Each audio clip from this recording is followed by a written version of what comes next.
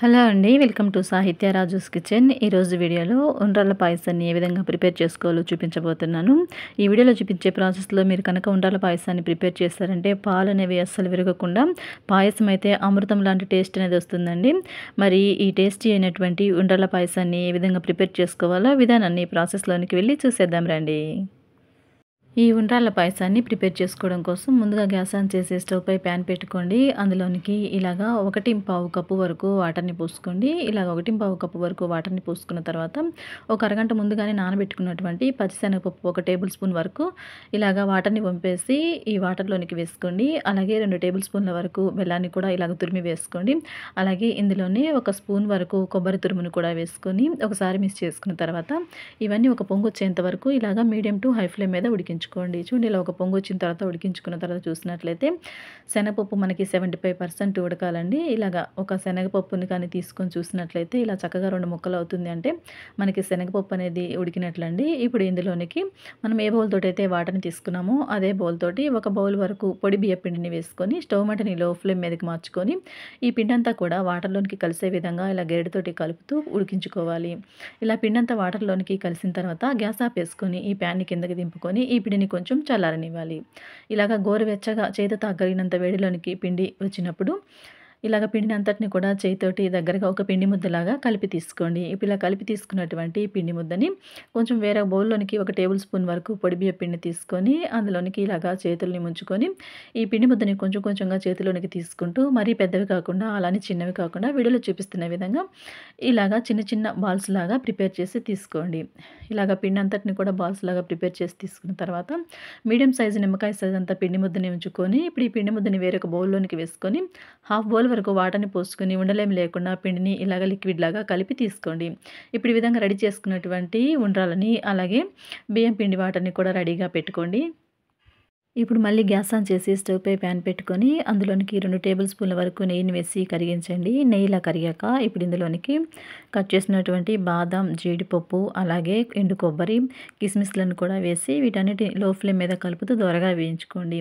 ఈ dry fruits మీకు నచ్చిన డ్రై ఫ్రూట్స్‌ని తీసుకోవచ్చండి. ఇలాగ డ్రై ఫ్రూట్స్ అన్నీ కూడా లో ఫ్లేమ్ మీద దోరగా వేయించుకున్న తర్వాత ఇప్పుడు ఈ డ్రై ఫ్రూట్స్ అన్నిటిని కూడా వేరొక బౌల్‌లోనికి తీసుకోండి. నెయ్యితో సహా ఇలాగ తీసుకొని రెడీగా పక్కన పెట్టుకోండి. ఇప్పుడు ఇదే ప్యాన్‌లోనికి 2 కప్పుల వరకు వాటర్‌ని తీసుకోండి. అలాగే ఒక పావు కప్పు వరకు గంట ముందుగా నానబెట్టుకున్నటువంటి సగ్గుబియ్యాన్ని ఈ సగ్గుబియ్యంలో హాఫ్ బౌల్ వరకు వాటర్‌ని పోసానండి.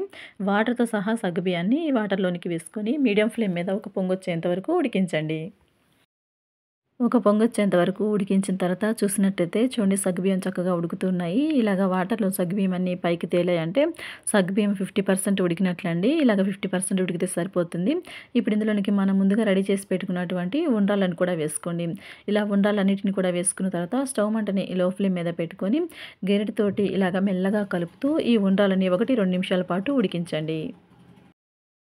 ఇలా 2 నిమిషాల పాటు ఉడికించుకున్న తర్వాత ఉడుకుతున్నటువంటి ఉండ్రాళ్ళలో నుంచి ఒకటి తీసుకొని ఇలాగ మనం స్పూన్ తోటి నొక్కి చూసామంటే మనకి తెలుస్తుందండి ఉండ్రాళ్ళన్నీ ఉడికాయా లేదా అని. ఇలా ఉండ్రాళ్ళనేది చక్కగా ఉడికిపోయిన తర్వాత ఇప్పుడు ఇందులోనికి మనము 1:30 కప్పుల వరకు తురుముకున్నటువంటి బెల్లం వేసుకోవాలండి. ఈ తీపి 1:30 అనేది సరిపోతుంది. ఇలా బెల్లం కూడా వేసుకున్న తర్వాత లో ఫ్లేమ్ మీద కలుపుతూ బెల్లం అంతా పూర్తిగా కరిగేంత వరకు ఇలా కరిగించండి. బెల్లం పూర్తిగా కరిగిపోయిన తర్వాత ఇప్పుడు ఇందులోనికి మనం ముందుగా మిక్స్ చేసి పెట్టుకున్నటువంటి బియ్యం పిండి లిక్విడ్‌ని కూడా వేసుకొని లో ఫ్లేమ్ మీద కలుపుతూ ఈ లిక్విడ్ అనేది 1 నిమిషం పాటు ఉడికించండి. ఇలాగ ఉడికించుకున్న తర్వాత ఇప్పుడు ఇందులోనికి మనం వేయించి పెట్టుకున్నటువంటి డ్రై ఫ్రూట్స్‌ని నెయ్యితో సహా వేసుకోండి. అలాగే మంచి ఫ్లేవర్ కోసం ఒక పావు స్పూన్ వరకు యాలకుల పౌడర్‌ని కూడా వేసుకొని ఒకసారి మిక్స్ చేసుకున్న తర్వాత ఇప్పుడు ఈ ప్యాన్‌ని కిందకి దింపుకొని ఈ ఉండ్రాళ్ళ పాయసం అనేది మనకి కొంచెం చల్లారనివ్వాలండి. కొంతసేపటి తర్వాత ఈ ఉండ్రాలనేవి మనకి పూర్తిగా చల్లారిపోయాయండి. పాకం అనేది ఈ బెల్లం పాకం పూర్తిగా చల్లారిపోయిందనమాట. ఇప్పుడు ఇందులోనికి కాచి చల్లారబెట్టుకున్నటువంటి పాలని పోసుకోవాలండి. మీరు కన్సిస్టెన్సీని బట్టి 1-2 బౌల్ల వరకు మీరు పాలని పోసుకోవచ్చండి.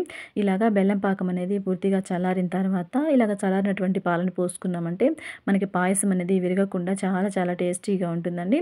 ఇప్పుడు ఈ విధంగా పాలన్నీ కూడా ఉండ్రాళ్ళ పాయసంలోనికి కలిసే విధంగా ఇలా మిక్స్ చేసుకున్న తర్వాత ఇప్పుడు వీటిని మనం ఒక సర్వింగ్ బౌల్‌లోనికి సర్వ్ అవుట్ చేసుకొని తిన్నామంటే అమృతం లాంటి ఉండ్రాళ్ళ పాయసం రెడీ. ఓకే అండి. చూసారు కదా ఉండ్రాళ్ళ పాయసాన్ని ఏ విధంగా ప్రిపేర్ చేసుకున్నామో. ఈ ప్రాసెస్‌లో గనుక మీరు ప్రిపేర్ చేశారంటే పాలనేవి అస్సలు విరిగిపోకుండా టేస్ట్ అనేది చాలా చాలా బావుంటుందండి. ఓకే అండి. ఈ ఉండ్రాళ్ళ రెసిపీ మీకు కనుక నచ్చినట్లయితే తప్పకుండా మీరు కూడా ట్రై చేయండి. ట్రై చేసి మీకెలా కుదిరిందని కామెంట్ సెక్షన్‌లో నాతో షేర్ చేసుకోండి.